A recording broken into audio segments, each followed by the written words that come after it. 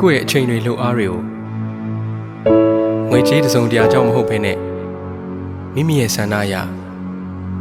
brighter စိတ်နဲ့တာဝန်ထမ်းဆောင်နေတဲ့စေတနာဝန်ထမ်းတိုင်းကို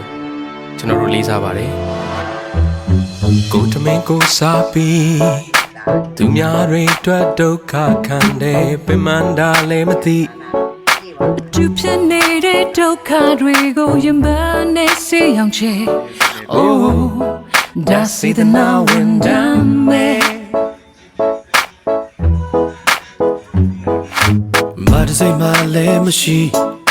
လူတယောက်စီရဲ့အသေးစိတ်တွေရဲ့ကိုချင်းစားတဲ့တီသူဖြစ်လာတဲ့အဆိုးကောင်းတွေကိုရင်ပန်းနဲ့မျှဝေမယ် Oh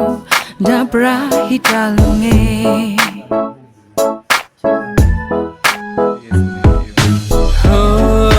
မျိုးမျိုးပြောလိမ့်မယ်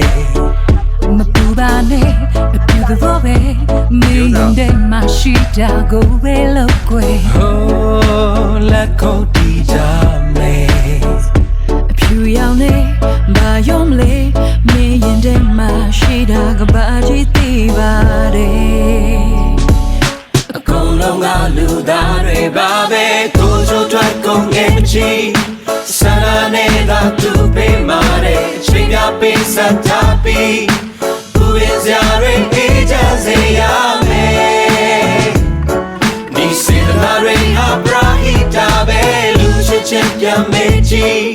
တကယ်ချစ်တဲ့ရင်ပေါ်ပြီးလာတဲ့တကယ်ချင်းပြန်တွေ့ကြည့်အစမပြေလာရင်ပေးတာရှိပေးမယ်လူဆိုတာကိုအားလုံးမျှော်လင့်နေ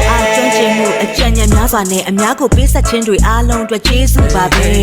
ငါတို့ရဲ့ချစ်စရာနိုင်ငံငွေချင်းချမ်းသာလဲစေတနာစိတ်ဓာတ်တွေထိတ်ဆုံးကချမ်းသာတယ်လိုအပ်ချိန်တိုင်းမှာတက်ကြွစ조사ကမြဲဘယ်သူစိတ်ခိုင်းမှမပါပဲတကယ်နိုးကြစွာနဲ့လောကကောင်းကျိုးလူအကျိုးတည်ဖို့ကြပါတဲ့ပရာဟိတသမားများအားလုံးကိုလေးစားပါတယ်